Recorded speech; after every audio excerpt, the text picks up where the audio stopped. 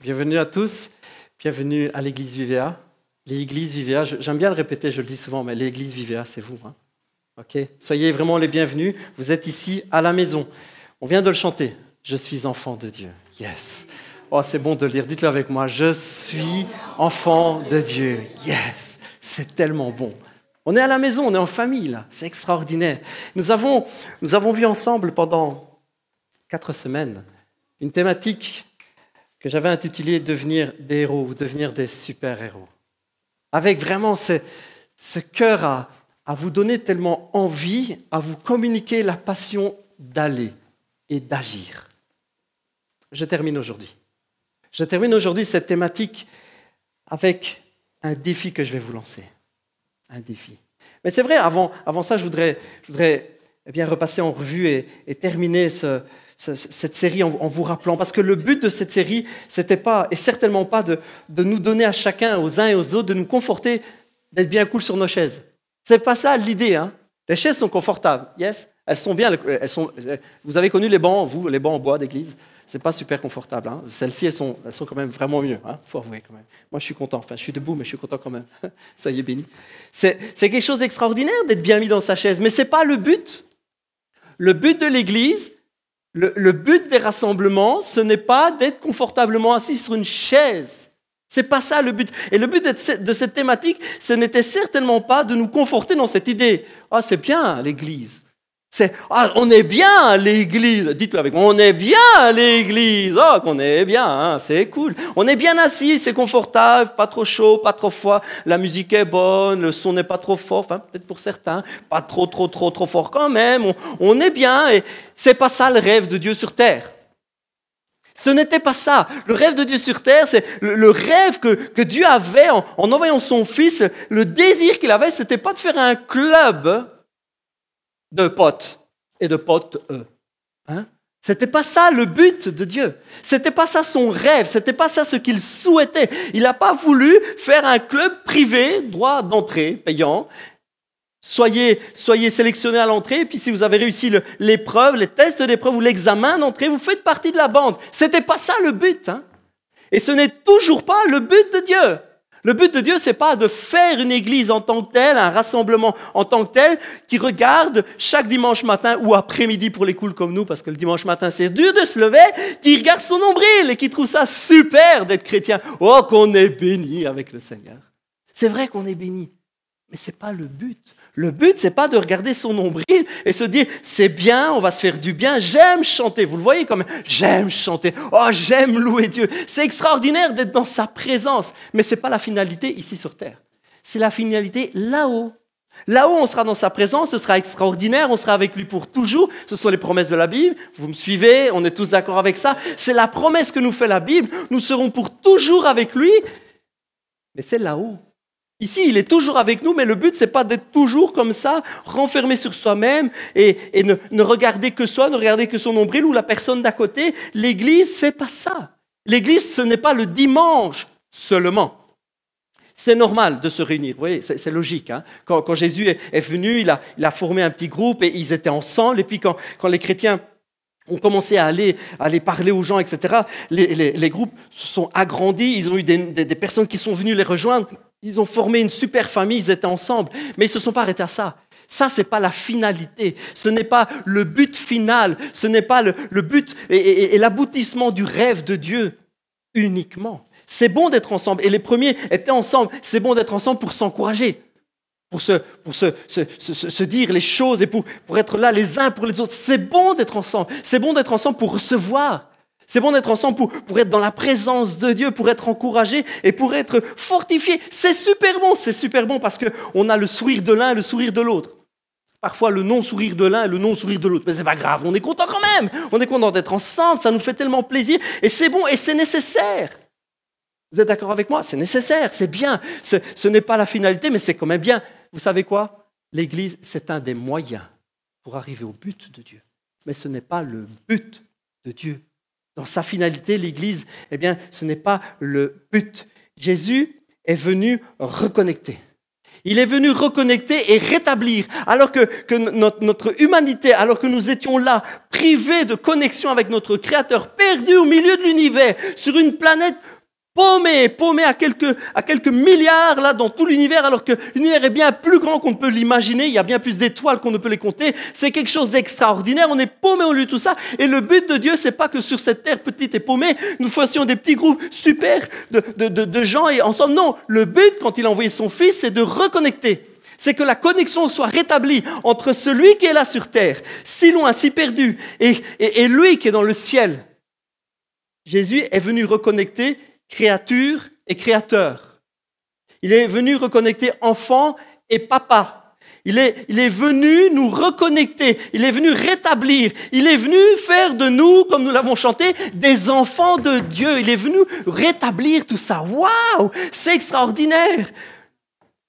Et le cœur que je voulais partager, eh bien, c'est que pendant toute cette série, c'est que l'Église, c'est pas juste, voilà, on est content, on est chrétien, la connexion est rétablie. Yes! Restons bien ensemble, surtout. N'allons pas vers ce monde qui est méchant, qui est pourri, qui est paumé, etc.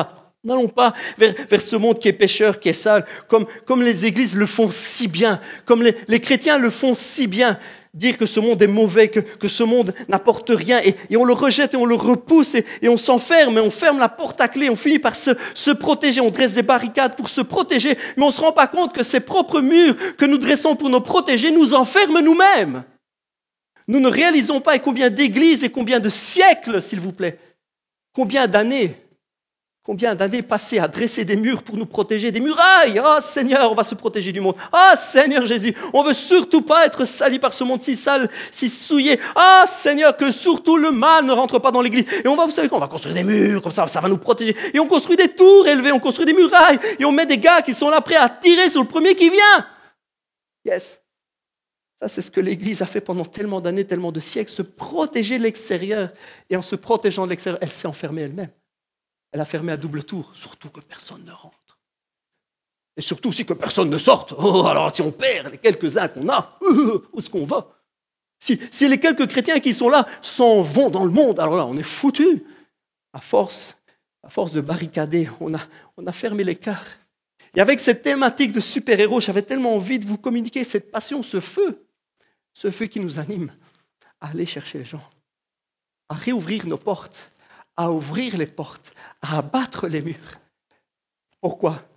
Parce que nous l'avons vu ensemble, première réunion que nous avons fait, premier message. Le héros, c'est celui qui laisse Jésus devenir héros en lui.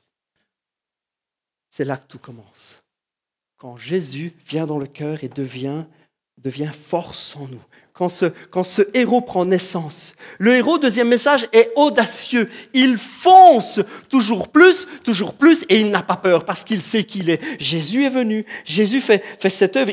Alors qu'il reçoit Jésus, qu'il reçoit sa présence, il a ce désir et puis il commence à oser entreprendre. Et si on ouvrait les portes? Qu'est-ce qui va se passer si on ouvre les portes? Et si on allait voir à l'extérieur? Et si on allait voir les gens? Si on allait voir les gens? Le héros partage, troisième message. Le héros reçoit le feu alors qu'il s'engage, alors qu'à l'image de Jésus, il s'engage, il donne sa vie, il veut y aller, il reçoit à l'image de Jésus le feu. Vous vous souvenez? Troisième message. Il reçoit, alors que Jésus sort des eaux du Jourdain, alors qu'il a été s'engager, alors qu'il y a une rupture avec sa vie d'avant. C'est ça que représente le baptême. C'est une rupture avec la vie d'avant. Alors que Jésus marque aux yeux de toute la foule, de toute sa génération et de tout ce monde religieux, il marque une rupture avec sa vie d'avant. Je veux autre chose, ma vie ne sera plus jamais la même. Alors que Jésus s'engage, pourquoi le fait-il? Est-ce qu'il en a besoin? Non, il le fait pour nous. Il le fait pour nous montrer le chemin. Il le fait pour nous montrer ce qu'il faut faire. Je casse avec ma vie d'avant. Je m'engage à servir Dieu. Je m'engage à servir Dieu. Nous l'avons vu ensemble. Ce n'est pas juste mettre en pratique des milliers de sentences. Il y en a plus de 600. Hein.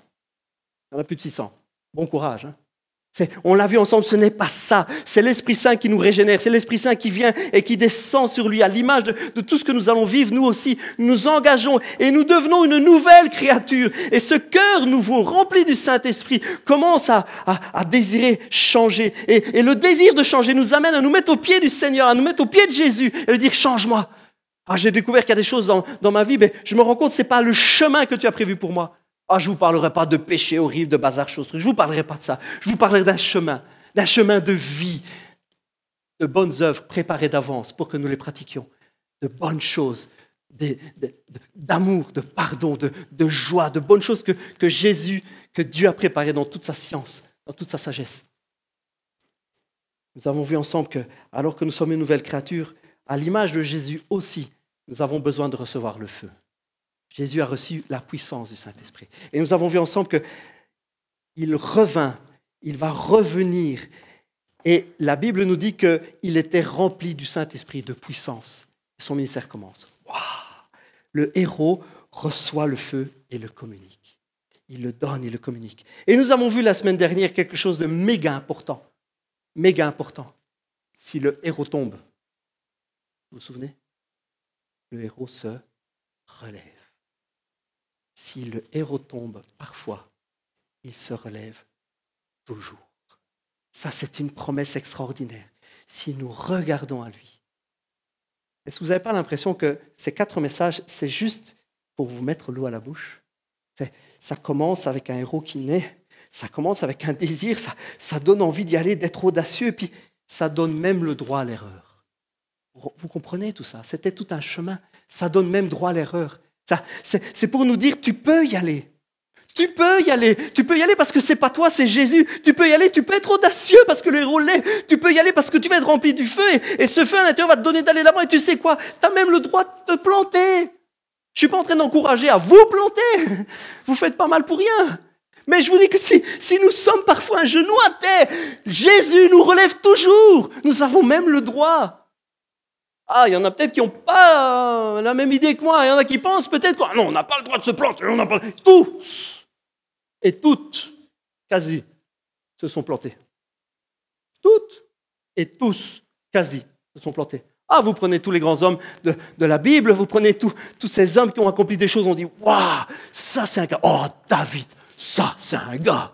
Oh, j'aurais voulu l'avoir comme pote celui-là. Alors lui, il était capable de tordre le cou à un lion, il était capable d'aller sur un ours et de le poursuivre. Il dit, oh, rends-moi la brebis que tu m'as piqué, tu déjeuneras autre chose. Il était capable de foncer contre un géant alors qu'il était tout petit, avec une fronde et tout. On connaît tous cette histoire, mais c'est aussi un gars qui a tué un de ses potes. Il a tué quelqu'un qui protégeait sa propre vie. Est-ce que vous savez que Uri faisait partie, pour la petite histoire, alors que la Bible nous raconte que David a fait tuer Uri le Héthien.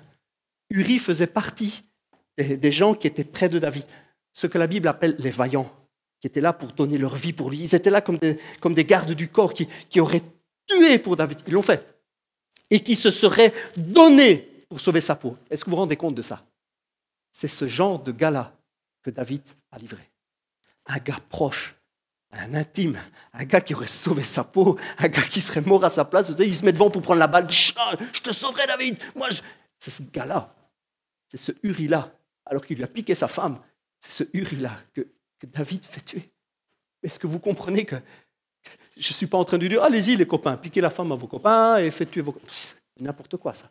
Je suis en train de vous dire que alors qu'on tombe le plus bas de ce qu'on aurait pu imaginer, alors que nous tombons au plus bas de ce que nous avons rejeté nous-mêmes avant, alors que nous tombons au plus bas de ce que nous avons condamné nous-mêmes, nous avons été en disant, oh, ça c'est vraiment pas bien, ça, oh, celui qui fait ça, alors que nous sommes là dans notre propre monde, alors que nous sommes au plus bas, la Bible nous dit que Jésus vient nous rechercher. Waouh! C'est ça l'invitation que je voulais vous lancer. C'est ça le cri que je voulais vous faire parvenir. C'est une invitation à y aller. Parce que toute cette vie que nous avons, toute cette occasion, toute cette église que nous essayons de vivre, ce n'est pas pour nous, c'est pour les autres. Ce n'est pas pour nous-mêmes, c'est pour les autres. C'est l'invitation que Jésus a donnée à ses disciples. C'est l'invitation qu'il aura lancée, je vous le lis. Évangile selon Matthieu, chapitre 28, verset 18. Je lis la version Bible du Sommeur pour ceux qui suivent et je vous la lis. Alors Jésus s'approcha d'eux et leur parla ainsi. J'ai reçu tout pouvoir dans le ciel et sur la terre. Allez donc dans le monde entier. Faites des disciples parmi tous les peuples. Baptisez-les au nom du Père, du Fils et du Saint-Esprit et apprenez-leur à obéir à tout ce que je vous ai prescrit. Et voici, je suis moi-même avec vous chaque jour jusqu'à la fin du monde. Wouhou! Ça, c'est la mission, c'est le défi que Jésus nous lance. Jésus nous lance un défi extraordinaire. Il le donnait à ses disciples à l'époque et il le donne à nous maintenant. Enseignez-les, apprenez-leur, selon les versions, à obéir, à suivre tout ce que je vous ai enseigné ou prescrit selon les versions. Dans le texte grec, le mot pour dire prescrire ou enseigner, c'est entolamai. Entolamai. Ça veut dire prescrire, ordonner, commander, dans le sens de donner des ordres. Voilà, Jésus a donné des ordres et il dit voilà, suivez, enseignez les ordres que je vous ai donnés. Et dans la racine de ce mot-là, entelomae, il y a le mot telos. On va voir les bons élèves. Quels sont ceux qui se rappellent ce que veut dire telos? Dans le deuxième ou dans le troisième message. Ah, c'était une blague, je l'ai dit, mais il ne faut pas retenir tout ça, c'est pas l'important. Quand je vous ai lu ce passage où on dit « Jésus est le telos de la loi », vous vous souvenez? L'aboutissement, la fin, ce qui est arrivé à son but, mais aussi l'impôt, le prix à payer. Dans la racine du mot je dois perfectionner mon grec, excusez-moi, entelomae, il y a le mot telos, il est formé avec ce mot-là, c'est dans sa racine, et ça veut dire enseigner, prescrire. Et le mot telos, c'est la fin, c'est ce que Jésus a fait. On nous dit que Jésus est le telos de la loi, il est l'accomplissement, il est la finalité, il est la limite, il est ce qui est venu mettre un terme, il est aussi le prix à payer. Jésus est en train de leur dire, enseignez-les selon ma fin à moi, selon ce que moi je vous ai prescrit, selon le prix que j'ai payé et que je vais payer moi. Est-ce que vous comprenez le sens profond de cette phrase? Il ne leur dit pas juste « Hey, apprenez-leur à faire ce qui est bien, qu'ils apprennent les lois par cœur. » Non, il est en train de leur dire « Apprenez-leur ce que je suis venu finir et finaliser, ce que je suis venu apporter. » Apprenez-leur à vivre comme moi j'ai vécu. Apprenez-leur à faire ce que j'ai fait. Il les envoie, il envoie ses disciples, il les envoie vivre selon le prix que lui, il a payé. Selon l'enseignement que lui a mis en avant. Selon ce que lui, il a fait à sa manière. I did it my way. Jésus est venu le faire à sa manière. Il est venu le montrer. Il est venu montrer le chemin. Il a même dit, je suis le chemin. Je suis le telos. Enseignez-les à faire ce que j'ai fait, ce que j'ai accompli. Jésus est en train de dire simplement à ses disciples, faites des petits moi. Faites des petits Jésus. Faites des petits moi. Oui, vous avez vu, vous avez entendu, vous avez vécu. Faites, imitez, devenez, vivez. Waouh. Jésus nous envoie donc guérir. Yes. Il nous envoie délivrer. Yes. Il nous envoie aimer, yes. Il nous envoie pardonner, reconstruire, semer pour l'éternité. Seigneur Jésus nous envoie accomplir ce qu'il a fait. Il ne nous envoie pas simplement nous réunir ensemble, c'est bon et c'est bien, et ça fait du bien, et c'est une bonne chose, ça nous encourage, mais il nous envoie surtout vers les autres. Il nous envoie surtout aller voir les autres. Je voulais un passage où Jésus envoie ses disciples. Je le parcours très rapidement. Jésus appela ses 12 disciples et leur donna l'autorité. De quoi? De chasser les mauvais esprits, de guérir toutes les maladies, toutes les infirmités. Waouh! Jésus envoie ses disciples avec des super pouvoirs. Il est rempli du Saint-Esprit. Oh, recevez le pouvoir. Et les gars, ils s'en vont. Et la Bible nous dit que quand ils vont revenir vers Jésus, ils vont dire oh, et tu sais que ça marche. C'est extraordinaire, tu sais que ça marche. On va et les gens sont guéris. Et on va, on prie et les démons sont chassés. Vous pensez que je le prends à la rigolade? Je ne le prends pas à la rigolade du tout. Jésus les envoie, il les revêt de sa puissance. Les gars, ils y vont en se disant est-ce que ça va marcher? Est-ce que ça va marcher? Il nous envoie guérir les gens. Et puis ils arrivent, t'es guéri. Puis le gars, oh, j'ai plus mal. Oh, ça marche. Et puis ils vont vers le suivant. Au nom de Jésus, t'es guéri. Pof, ça marche. Puis il y a des gars qui sont délivrés, des gars qui chantent des vies. Et ils reviennent avec un cœur emballé. Ils reviennent vers Jésus en disant, ça marche. Tout nous est soumis. Même les mauvais esprits, les démons sont soumis. C'est quelque chose d'extraordinaire. Jésus le révèle. Et puis, je lis ce passage, et puis là, il y a un truc qui me flash, mais quelque chose de grave. N'allez pas dans les contrées païennes, n'allez pas dans les villes de Samarie. Rendez-vous plutôt auprès des brebis perdues du peuple d'Israël. Alors moi, je m'arrête. Comment ça, Jésus? Tu envoies tes disciples que vers les Israéliens? Que vers les Juifs? C'est pas l'évangile, ça. C'est pas l'évangile. Je dis, mais l'évangile, c'est pour tout le monde. Alors, je comprends pas. Ouais, moi, je suis de ce genre que je lis, que je comprends pas, que je relis alors du coup. Hein. Moi, je suis du genre, si je comprends pas, je relis, je recherche. Je relis. Il les envoie. Après avoir fait la recommandation suivante, n'allez pas, je relis, je lis bien quand même, n'allez pas dans les contrées païennes et n'entrez pas dans les villes de la Samarie. Pourquoi? Rendez-vous plutôt auprès des brebis perdues du peuple d'Israël. Et partout où vous passerez, annoncez le règne des cieux est proche, guérissez les malades. Oui, ça j'ai déjà lu. Oh, je relis, n'allez pas dans les contrées. Je ne comprends pas. L'évangile, c'est pour tout le monde. Je ne comprends pas. Et puis je lis le début, je lis avant, je lis au-dessus, je lis en dessous. Et je me rends compte d'une chose. C'est avant la mort de Jésus. Jésus les envoie préparer le chemin. Il les envoie préparer la croix. Il les envoie préparer sa propre mort. Parce que si vous continuez, il leur dit, je vous envoie comme des brebis au milieu des loups. Je vous envoie vous faire frapper dessus. Je vous envoie avec une autorité, avec une puissance. Je vous envoie, mais comme si vous étiez des petits bédos, tout gentils, tout mignons, tout alléchants, tout croustillants, sur des loups vraiment, vraiment affamés.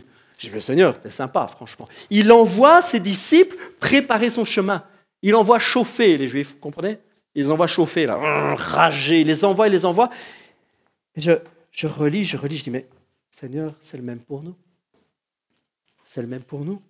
En fait, pour une mission spéciale, Jésus équipe d'une puissance spéciale. En fait, il prépare un commando. Vous me suivez? Jésus prépare un commando. Il prépare ses 12 disciples. Et compare, venez ici. À ce moment-là, il y a une musique de Rambo. Vous allez aller.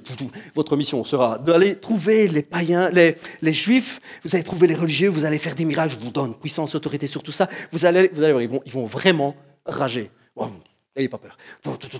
Et puis ils les envoient. C'est la même chose pour nous. Est-ce que vous réalisez que quand Dieu envoie pour une mission spéciale, quand il envoie vers une mission spéciale, il donne un équipement spécial? Waouh! Moi, ça m'a fait... Alors, j'ai compris le texte, du coup. Je dis, wow, mais c'est extraordinaire. C'est extraordinaire. Alors que Jésus les envoie, on a l'impression qu'il les envoie au casse-pipe, mais il les revêt d'une puissance. Il dit, comme des brebis. Il ne dit pas, vous serez des brebis. Il dit, aux yeux des autres, ce sera comme des brebis. Ne vous inquiétez pas, je suis avec vous. Je suis derrière vous. Je vous donne puissance, autorité. Alors, du coup, je comprends mieux. Je dis, mais Seigneur, alors pour moi, je comprends mieux. Je dis, Seigneur, qu'est-ce qu'il en est de moi? Je relis ce que j'ai lu tout à l'heure. Alors Jésus s'approcha d'eux, après la mort. Ça, c'est Matthieu 28, c'est après sa mort, après sa résurrection. Jésus s'approcha d'eux et leur parla ainsi. J'ai reçu tout pouvoir dans le ciel et sur la terre. Allez donc, maintenant il leur dit, allez donc dans le monde entier. Wow. Allez dans le monde entier, faites des disciples parmi tous les peuples. Baptisez-les au nom du Père, du Fils et du Saint-Esprit. Apprenez-leur à obéir tout ce que je vous ai prescrit. Apprenez-leur à marcher comme j'ai marché. Apprenez-leur à vivre comme j'ai vécu. Et voici, je suis moi-même avec vous jusqu'à la fin du monde. Ça, c'est notre mission à nous. La mission des gars d'avant, c'était une mission spéciale commando préparée pour chauffer les Juifs. Il fallait que Jésus aille à la croix. Il fallait que Jésus donne sa vie. Il fallait qu'il soit en pleine rage. Il fallait qu'il soit assoiffé de sang. Il fallait que les Juifs veuillent le mettre à mort. On a du mal à comprendre ça. On a du mal. Mais c'est pourtant le plan. C'est pourtant le plan. Jésus doit donner sa vie. Il le sait. Il sait, il est venu pour ça. Il a sa feuille de route, lui. Il sait pourquoi il est là. Et c'est vrai, les disciples, sur le moment, ne comprennent pas. Nous, parfois, ça peut nous échapper. Mais Seigneur, est-ce que tu ne pouvais pas faire ça autrement? Seigneur, est-ce que tu ne pouvais pas simplement dire, les péchés sont pardonnés? Est-ce que tu ne pouvais pas... Laissez à Dieu ce qui est à Dieu, ok? Laissez à Dieu ce qui est à Dieu. Dieu a choisi ce chemin. Il a choisi de donner. Il a choisi de payer parce qu'il ne pouvait pas revenir en arrière. Il ne pouvait pas, alors qu'il avait donné vie à l'homme, alors qu'il avait donné naissance à une créature, alors que cette créature a pris des mauvais choix, alors que le cœur de père et le cœur de créateur saigne et souffre et pleure devant sa créature qui prend des mauvais choix chaque jour, qui fait des mauvaises choses chaque jour, qui ne fait que se taper, qui ne fait que se mordre, qui ne fait que se déchirer, alors qu'il voit le monde partir en sucette, alors qu'il voit que ça part en cacahuète, alors qu'il voit que tout fout le camp. Il sait qu'il faut payer le prix. Il ne peut pas revenir en arrière. Il a créé, il a donné vie, et cette vie est éternelle. Notre âme est éternelle. Il a donné vie, et il sait qu'il faut payer le prix. Jésus est venu pour ça. Et puis, il y a notre mission spéciale. Nous sommes comme un commando que Dieu envoie. Dieu nous envoie, Jésus nous envoie comme missionnaires. Il nous envoie aller. Il nous envoie prier, il nous envoie guérir. Allez dans le monde entier, dira Jésus dans Marc 16, après sa mort. Annoncez la bonne nouvelle à tous les hommes, les femmes aussi. Celui qui croira et sera baptisé sera sauvé, mais celui qui ne croira pas sera condamné, sera délaissé parce qu'il n'a pas cru. Voici les signes miraculeux qui accompagneront ceux qui auront cru. C'est pour nous. Alors, ouvrez les oreilles parce que là, c'est du costaud. C'est du lourd. Ça, c'est ce que Jésus nous donne comme super pouvoir, super autorité pour une super mission. Jésus nous donne quelque chose d'extraordinaire. Il a reçu tout pouvoir, il nous refile tout pouvoir. En mon nom, ceux qui auront cru, ils chasseront des démons, parleront des langues nouvelles, ils saisiront des serpents venimeux. Et s'il leur arrive de boire un poison mortel, cela ne leur causera aucun mal. On peut aller manger chez belle-maman sans problème. C'est cool. Mais ma belle-mère, moi, elle fait bien manger. Soyez tranquille avec ça. Vous pouvez manger tout ce qui se vend au marché. Cela ne leur causera aucun mal. Ils imposeront les mains aux malades et ceux-ci seront guéris. Amen. C'est extraordinaire. Ça, c'est les super pouvoirs. J'ai pas d'autres mots. C'est les super pouvoirs que Jésus nous donne pour cette super mission. Chasser le mal, les puissances ennemies, faire reculer les ténèbres. Le mal, le Satan lui-même le fait reculer, ne plus en avoir peur, ne plus se tenir comme esclave de la peur. Nous l'avons chanté. Je ne suis plus esclave de la peur. Je suis libéré de cela. Je suis libéré de toute crainte. Je suis libre. Yes, dites-le avec moi. Je suis libre. Au nom de Jésus, je suis libre. Être rempli du Saint-Esprit. Saisir le mal et le danger à la racine. Waouh. Jésus est en train de prendre l'image de quelqu'un qui prend un serpent par la queue. Ne faites jamais ça. On ne prend jamais un serpent par la queue. Vous avez déjà vu les dresseurs de serpents, ils ont un petit bâton, une petite flûte ou quoi, et ils tiennent la tête du serpent par terre. Une fois qu'ils prennent sa tête, bah oui, ils font ça, puis le serpent fait blablabla. C'est impressionnant, mais une fois qu'ils tiennent sa tête, il ne peut plus rien, le serpent. Ne le prenez jamais par la queue. Très, très mauvais conseil. Mais le Seigneur est en train de dire à ses disciples, vous pourrez prendre le mal à l'envers. Vous pourrez le prendre de dos. Vous pourrez y aller franchement, aucune crainte. Vous pouvez foncer, vous pouvez le prendre par sa racine, par ce qui est dangereux. Vous pouvez y aller. Je suis avec vous de vos propres mains.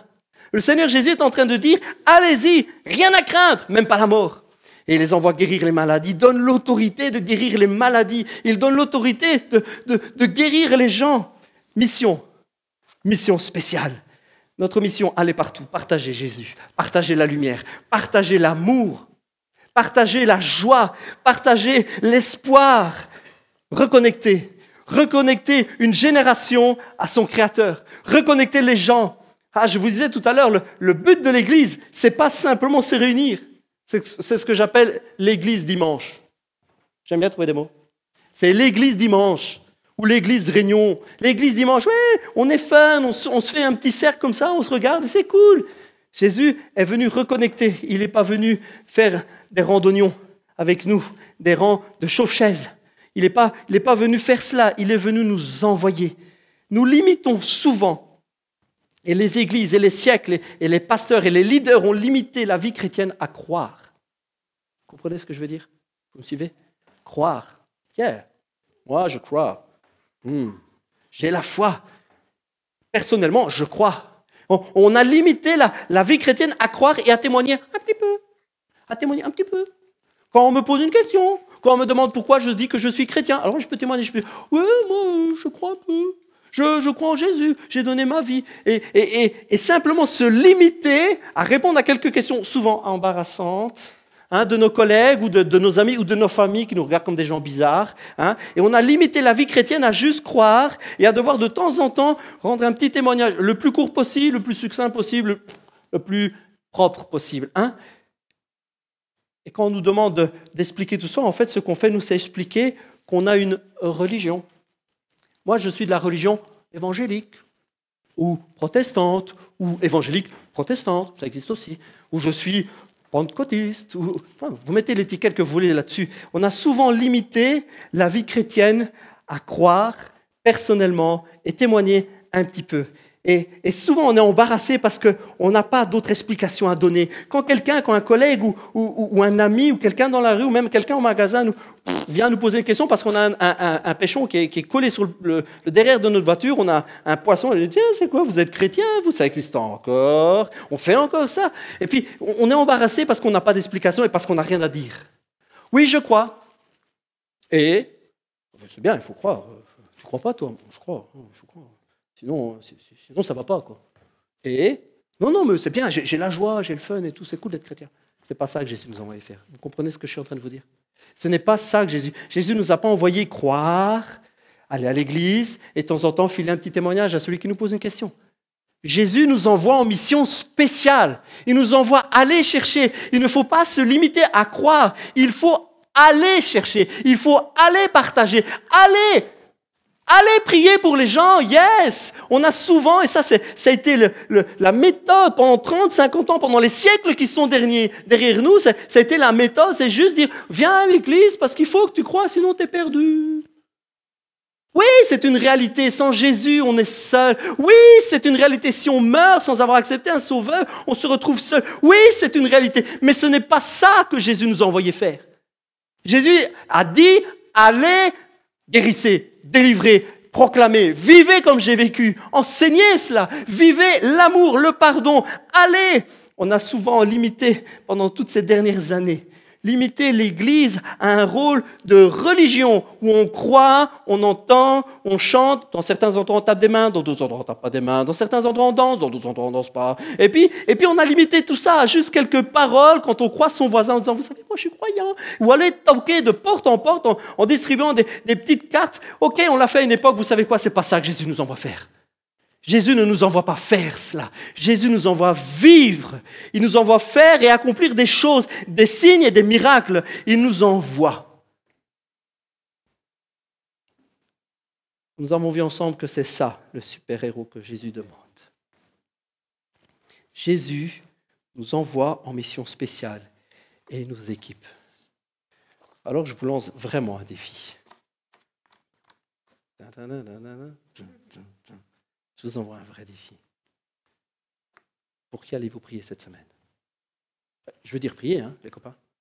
Vous posez les mains sur l'épaule et vous priez. Au nom de Jésus. Oh, pour combien de personnes on va faire ça dans notre vie? Combien de malheureux on va délivrer dans le nom de Jésus? C'est notre mission, les copains. Nous sommes envoyés, nous sommes missionnés, nous sommes équipés pour croiser le premier gars qui boite un peu. Hé, vous savez quoi? C'est pas, j'ai une religion. Vous voulez un petit papier? Venez, le pasteur, il priera pour vous. Wow, vous avez l'air d'avoir mal, monsieur, madame. Je peux faire quelque chose pour vous. Se mettre à genoux, prendre son pied, dire au nom de Jésus. Oh, gamin, hé, Coco, tu fais quoi là? Oh, tu te m'as pris comme ça? Au nom de Jésus, je libère cette jambe. Ouais, je peux le dire. Au nom de Jésus, je libère cette jambe. Au nom de Jésus, ta dépression, elle dégage. Je la renvoie, je la fais quitter ton corps. Au nom de Jésus, tu es libre. Pour qui allez-vous prier cette semaine? Je vous lance un défi. Vers quel malheureux vous allez aller en le tendant la main? Vrai de vrai. Vers qui vous allez aller en lui disant, vous prenez les mains et vous lui témoignez un amour, vous lui communiquez le feu, rien qu'à lui mettre les mains dans les mains et je vais prier avec toi. Merci Jésus, merci parce que maintenant tu te révèles à ce cœur. Merci Jésus parce que tu lui fais sentir ton amour maintenant. Oh. Par la puissance du Saint-Esprit, maintenant tu le visites. Oh. On peut faire ça? Ouais. C'est ce que Jésus nous envoie faire. Il ne nous envoie pas simplement partager une religion. Il nous envoie aimer. Vers quel malheureux allons-nous aller cette semaine pour prendre du temps, pour s'asseoir avec lui un moment et aimer? Pas juste faire une BA, je ne vous parle pas de faire une BA, mais aller voir une âme éternelle, quelqu'un pour qui Jésus a donné sa vie. Aller s'asseoir et dire, tu sais, je t'aime. J'ai dit ça il n'y a pas tellement longtemps à un collègue, à un homme, et il m'a regardé bizarre. C'est pas grave. Il m'a regardé, je dis, oui, moi je dis aux hommes que je les aime. Heureusement, j'ai la barbe. Non, mais vous le dites sérieusement, puis le gars, il est troublé, vous savez. Et moi, j'aime. Je t'aime de l'amour de Jésus, moi. Je peux dire ça, vous pouvez dire ça à quelqu'un. Être vrai, y aller. Pas lui dire, oui, moi je crois en Dieu, et d'ailleurs il faut penser au salut de votre âme. Oui, bien sûr qu'il faut penser au salut de son âme, bien sûr qu'il faut penser à tout ça, mais y aller, bourré, blindé d'énergie, de feu de Dieu, blindé de sa puissance, et rempli jusqu'au cou, jusqu'aux yeux, jusqu'au cerveau. Allez dans les rues, allez sortir de nos rangs, sortir de l'église, sortir de cette enceinte. On est là le dimanche, c'est juste pour se rebooster les copains. On est juste là pour s'encourager les uns les autres. Ce n'est pas la finalité. La finalité, c'est les autres. La finalité, c'est les autres. J'avais tellement à cœur avec cette série super-héros de vous mettre le feu, excusez-moi, le feu derrière. J'avais tellement à cœur de vous témoigner l'envie qu'on a d'aller voir les gens, l'envie qu'on a de prier avec eux. L'envie, le feu que Jésus a mis dans notre cœur. On n'est pas là pour chauffer des chaises ou mettre des petits papiers dans les boîtes aux lettres. On est là pour serrer les gens dans les bras. On est là pour les prendre, pour les aimer. On est là pour leur communiquer quelque chose. On est là pour les aimer. On est là pour prier pour eux. Oh, je vous mets au défi. Je me mets au défi. Pour qui je vais prier cette semaine ? Pour lequel de mes collègues je vais me moquer complètement de ce que les autres vont penser. Ils vont penser de moi, vont me regarder. Je vais le prendre dans mes bras et dire, je t'aime de l'amour de Jésus. Est-ce que tu sens cet amour-là ? C'est du vrai. Hein ? C'est du bon. C'est du vrai. Pour qui on va prier cette semaine ? Alors, je ne vais pas faire d'appel. On va juste chanter un chant ensemble. Je termine avec ces quelques mots. Je ne vais pas faire un appel. On va juste chanter un chant qui nous dit qu'avec Dieu, il n'y a personne qui peut se dresser contre nous. Nous sommes envoyés pour aimer. Nous sommes envoyés pour aimer. Nous sommes envoyés pour agir, pour prendre position. Nous sommes envoyés comme des super-héros. Alors que Jésus a mandaté ses disciples, alors qu'il les a équipés, alors qu'il les a revêtus de puissance, alors qu'il a mis sur eux des super pouvoirs, c'est digne d'un film d'action, c'est digne d'un livre d'aventure, c'est juste un truc de ouf, c'est un truc génial, c'est un truc extraordinaire, alors qu'il les mandate pour une mission spéciale. Il les prépare, c'est une équipe soudée. Il fait la même chose pour nous.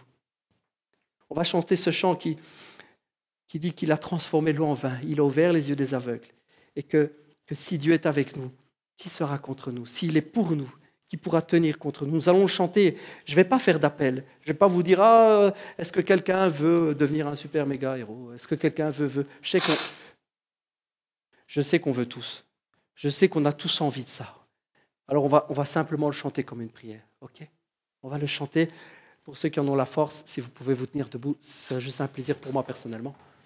Si vous voulez, simplement, on va le chanter ensemble comme une prière en disant, Seigneur, dans notre cœur, Seigneur, je veux m'engager, je veux relever le défi. Je vais prier pour quelqu'un cette semaine. Yeah. Je vais prier pour quelqu'un. Yeah. Jésus, remplis-moi de ton feu. Merci Seigneur parce que tu nous remplis de ta vie. Merci Jésus parce que tu nous animes de ta puissance.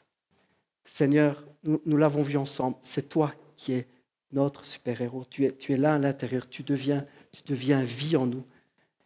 Seigneur, tu fais de nous des gens audacieux. Cette semaine, nous allons oser. Dans le nom de Jésus, nous allons oser cette semaine. Parce que nous sommes audacieux, nous savons qui nous sommes des enfants de Dieu. Et Dieu lui-même est témoin, il se tient debout. Jésus nous défend. Nous allons oser parce que nous recevons le feu, nous nous engageons et nous allons communiquer la vie. Et nous savons aussi que nous avons même droit à l'erreur. Mais Jésus nous relèvera toujours. Alléluia. Merci Jésus parce que tu nous envoies, tu nous mandates. Et dans le beau nom de Jésus, Père, tu nous équipes. Alléluia. Merci Père. On va le chanter ensemble.